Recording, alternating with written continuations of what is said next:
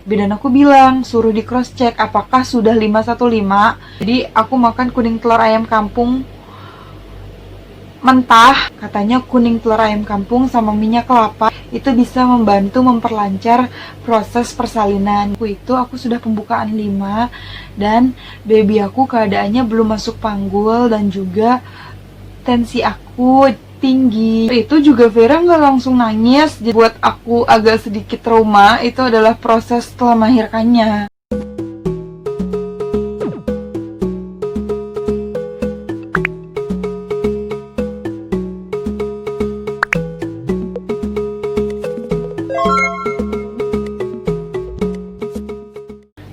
Oke, jadi di video kali ini memang mau sedikit cerita pengalaman memang waktu memang melahirkan baby Vera.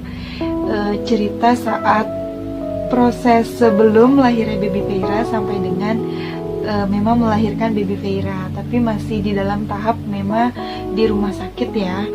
Jadi baby Vera itu lahir tanggal 27 Mei 2020. HPL-nya waktu itu baby Vera sebenarnya tanggal 7 Juni 2020. Jadi kelahiran baby Vera itu maju 2 minggu dari hari perkiraan lahirnya. Jadi waktu itu memang pas ngelahirin baby Vera di usia 38 minggu ya, pada saat tanggal 27 Mei. Nah, memang ngelahirin baby Vera itu pas banget lagi azan subuh jam 4.42 menit. Nah, proses gelombang cintanya itu datang atau kontraksinya itu datang itu di tanggal 26 Mei malam.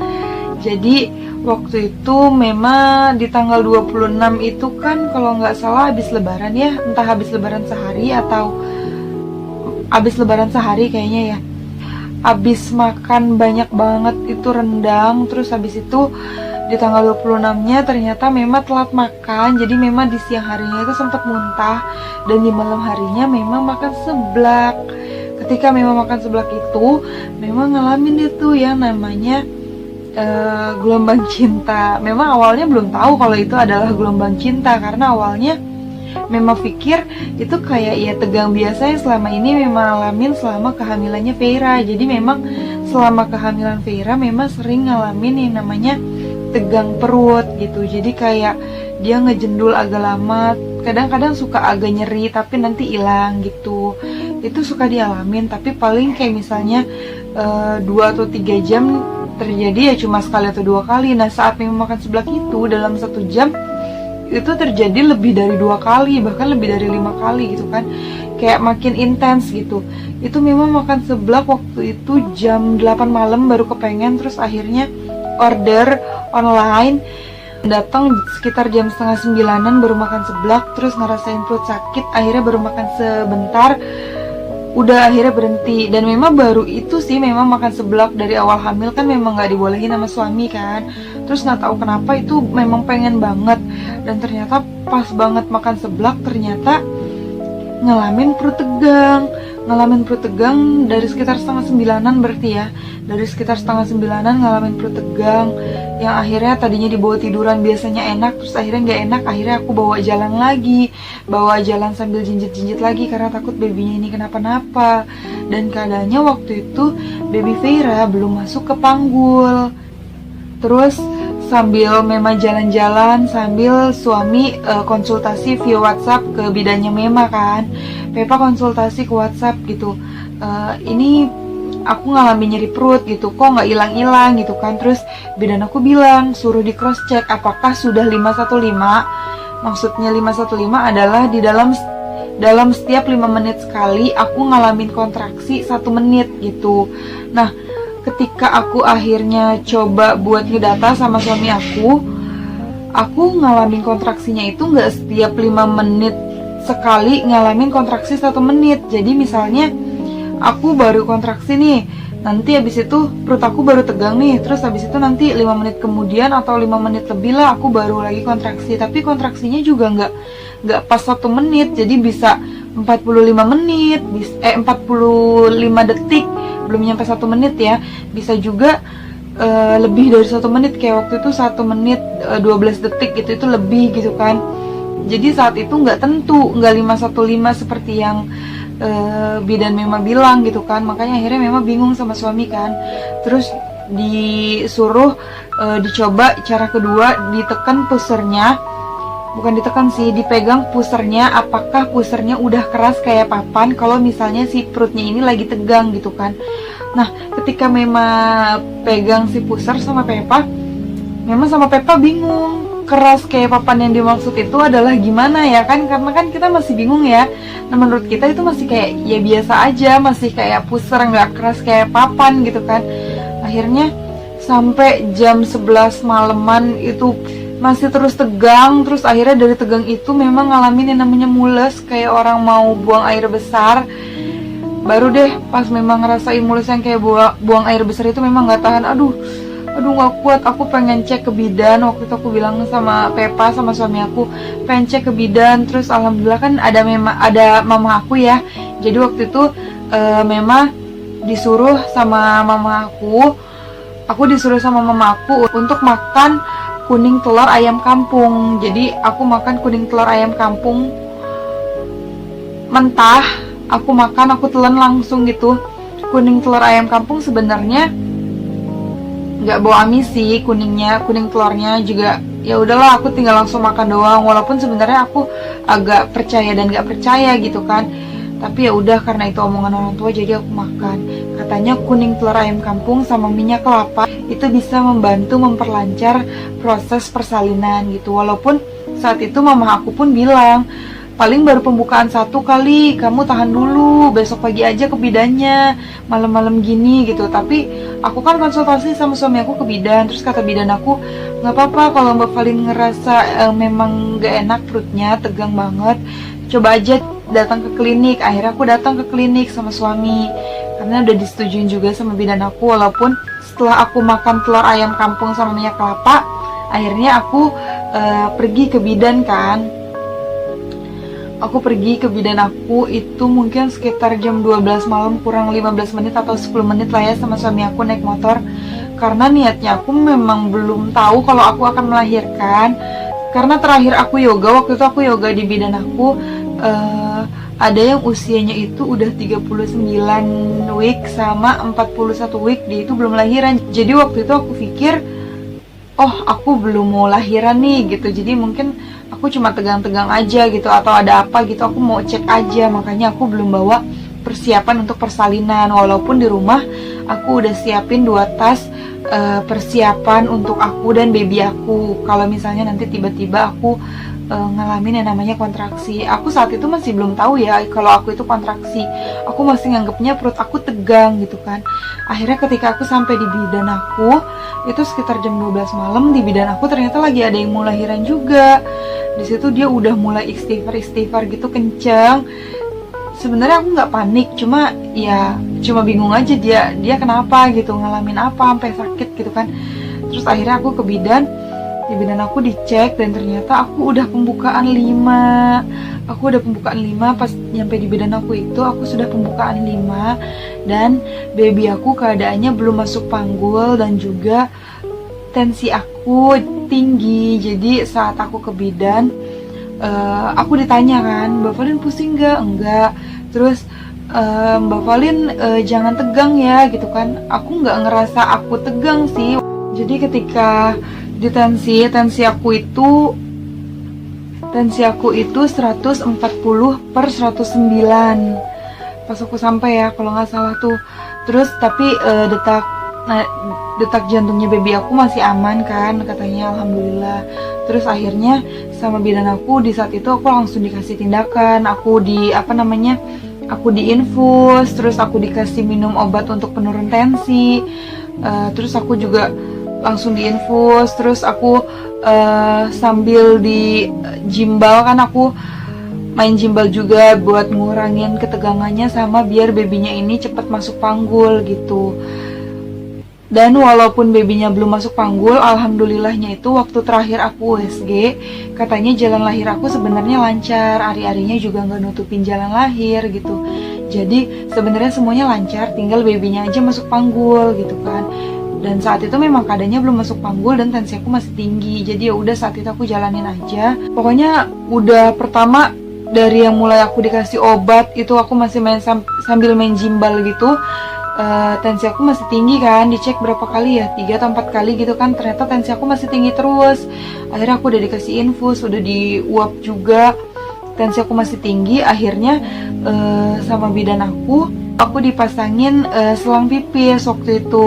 Terus habis itu suami aku diajak keluar sama bidan aku, dan ternyata aku langsung dirujuk ke rumah sakit saat itu. Rumah sakit yang memang aku sama suami aku waktu itu udah deal kalau misalnya nanti harus dirujuk ke rumah sakit mana gitu kan. Alhamdulillahnya rumah sakit yang memang aku pilih sama suami aku itu deket dari bidan aku, nggak jauh, dan bidan aku pun nggak jauh dari rumah aku sebenarnya. Akhirnya kan ada mamahku juga, ditemenin sama adik aku juga, udah bawa tas untuk persiapan aku persalinan kan, karena aku udah pembukaan 5.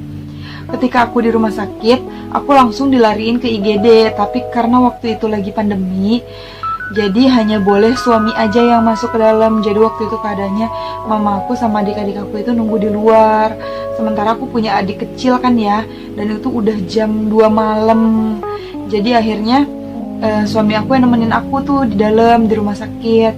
Terus suami aku sambil nemenin aku sambil ngurusin administratif dan pendaftaran juga kan. Dan aku juga didampingin sama bidan aku saat itu. Bidan aku bilang, yang tenang Mbak Valin, tenang ya, jangan tegang gitu kan. Terus habis itu ternyata pas aku di rumah sakit, aku nggak ada tes rapid, aku juga nggak ada tes swab. Jadi aku cuma dites pakai pengukur suhu doang tuh. Di situ suhu aku normal 36, berapa gitu, aku lupa ya. Itu aku normal, terus jadi ya udah nggak apa-apa. Terus habis itu dites lagi, dicek lagi pembukaannya, ternyata aku udah pembukaan 6. Dan ternyata pas aku sampai rumah sakit, tensi aku itu normal, tensi aku nggak tinggi, nggak kayak di awal tadi saat aku di bidan. Tensi aku ternyata normal. Ketika di IGD itu, aku seharusnya nunggu untuk aku pindah ruangan, tapi ternyata ruangannya penuh kan. Akhirnya sebenarnya dari IGD cuma aku pindah ke beberapa tempat gitu loh. Nah, pas aku pindah itu di IGD itu keadaannya memang saat itu rame ya, menurut aku rame banget. Dan ruangannya itu penuh, jadi saat itu memang katanya lagi banyak orang yang bersalin. Dan katanya juga memang rumah sakit agak jarang nerima orang yang bersalin saat itu, karena keadaannya kan lagi corona ya. Jadi rumah sakit yang aku pilih memang rumah sakit untuk ibu dan anak, jadi memang hanya dia kayaknya yang menerima rujukan-rujukan gitu loh. Jadi makanya rumah sakitnya itu saat itu penuh gitu kan. Nah, saat aku pindah kasur doang lah ya dari IGD, tetap di IGD juga.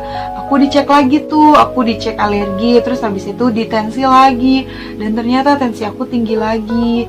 Itu kan aku datang sekitar jam 2 malam ya di rumah sakit. Jadi dari jam 12 di bidan, sekitar 2 jam di bidan, gak turun tensinya. Akhirnya aku ke rumah sakit, pas jam 2 malam aku di rumah sakit, dicek tensi pertama normal, ternyata pas pindah kasur ternyata tensi aku tinggi lagi.